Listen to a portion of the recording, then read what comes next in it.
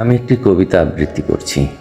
আমার কবিতার নাম তুমি চলে গিয়েছো ফিরবে না বলে। লিখেছেন মোহাম্মদ আব্দুল লতিফ। তুমি চলে গিয়েছো ফিরবে না বলে, এই সত্যটা জানতে জানতে যখন মেনে নিয়েছি, ঠিক সেই সময় তুমি জানালে কাল 25শে বৈশাখ আমি ফিরছি। কি এমন দরকার পড়লো ফিরে আসার? আমি কি বলেছি একবারের জন্য তুমি হীনা আমি হীন হয়ে পড়েছি? আমি নিজেকে নিজের মতো করে সামলে নিয়েছি। এখন আমি ঘুমের ভানে সকাল কাটাই না। আমার প্রতিটি সকাল এখন সকালের নিয়মেই হয়। বেডটির জন্য অপেক্ষার অভ্যাস রীতিমতো বদলে ফেলেছি।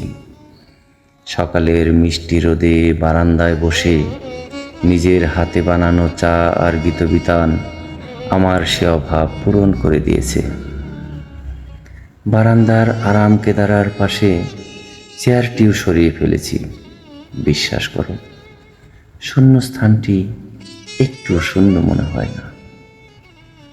তোমার সাজানো বারান্দায় 3 স্তর বেড়ে ওঠা বেলি, নয়নতারা, সন্ধ্যা মালতী, কামিনী, মাধবীলতার বাগান বিলাস ঠিক পুষিয়ে দিয়েছে শূন্যতাকে। এখন আমার অফিসের জন্য ঘর ছাড়তে একটুও দেরি হয় না। ব্রাশ, পেস্ট, রেজার, চিরুনি, প্রতিটি জিনিস তোমার দেখানো জায়গায় ঠিকঠাক মতোই থাকে। শার্টের সাথে প্যান্ট আর বেল্টের ম্যাচিং তোমার শিখানো বিদ্যায় আমার মুখস্থ হয়ে আছে। প্রতিদিন গলা জড়িয়ে টাই বাঁধো না বলে এখন আর অসুবিধা হয় না একটু। তোমার শেষ বাঁধা টাই দুটোতে পার হয়ে গেছে এতদিন। আজ তোমার ফিরে আসার হাতছানি জানিয়ে দিচ্ছে আমার এই কদিনের নিজেকে সামলে নেওয়া তোমার এতদিনের সামলিয়ে দেওয়ারই দান।